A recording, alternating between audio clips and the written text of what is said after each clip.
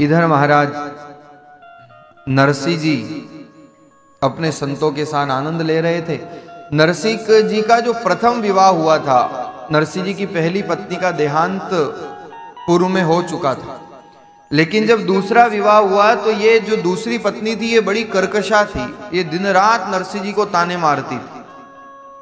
अब महाराज नरसिंह जी ने जब पत्रिका हाथ में ली, मायरे का कागज हाथ में लिया, तो इनकी घरवाली नरसिंह जी की पत्नी कहने लगी कि था का तो घर माही आगे, अन्न की है भूख, और क्यों कर थे तो कर स्यो जी, माहेरा को सलूक। घर में तो 4 दाने नहीं है अन्न के, और मायरे की पत्रिका, मायरे का कागज ले लिया।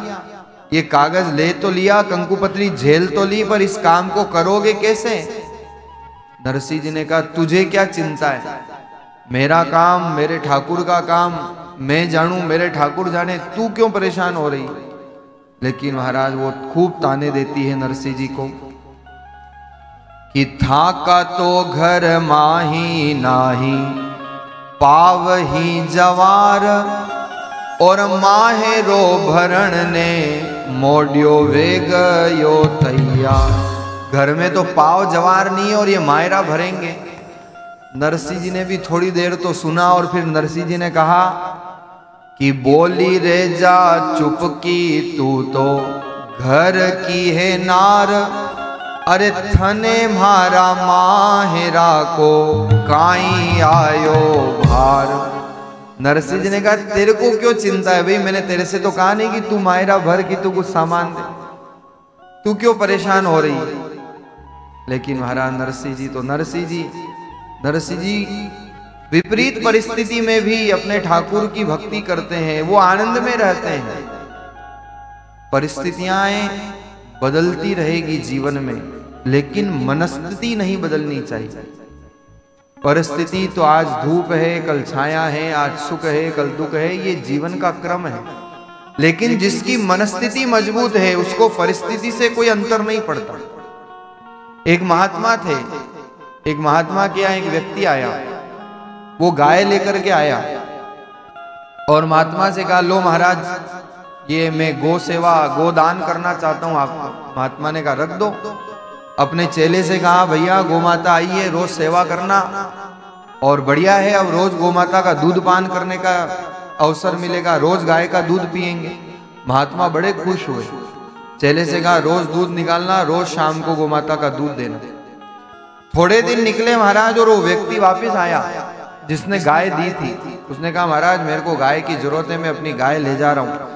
महात्मा ने कहा जरूर ले जाओ, खुशी खुशी ले जाओ। और जब वो गाय लेकर के गया तो भी महात्मा बड़े खुश थे, बड़े प्रसन्न थे। उनका जो शिष्य था उन्होंने पूछा कि गाय का दूध आप रोज पीते थे, आज गाय चली गई, आपको कोई दुख नहीं है? महात्मा ने कहा कि अच्छा है, रोज रोज गोबर उठाना, साफ सफाई करना इत्यादि सब काम करना, उससे मुक्ति मिल गई। चेले ने कहा कि वाह दूध मिल रहा था तो भी प्रसन्न, और आज नहीं मिल रहा है तो भी प्रसन्न।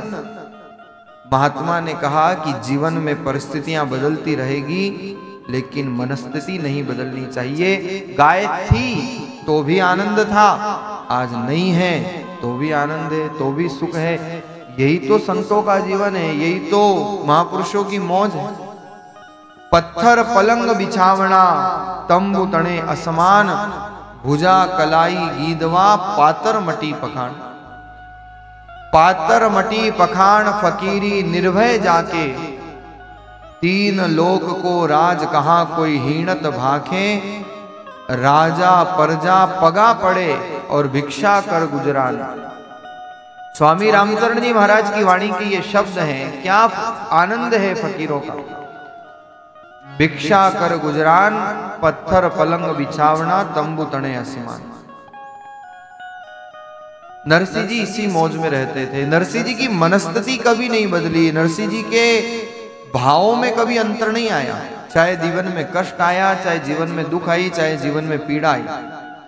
और इसलिए मैं अक्सर कहता हूं कि ठाकुर जी के पास जब दर्शन करने जाओ ना, तो ठाकुर जी से ये मत कहा करो कि देखो प्रभु कितनी मुश्किलें हैं मेरे साथ, कितनी विपदा है मेरे साथ, कितनी कठिनाइयां हैं मेरे पास।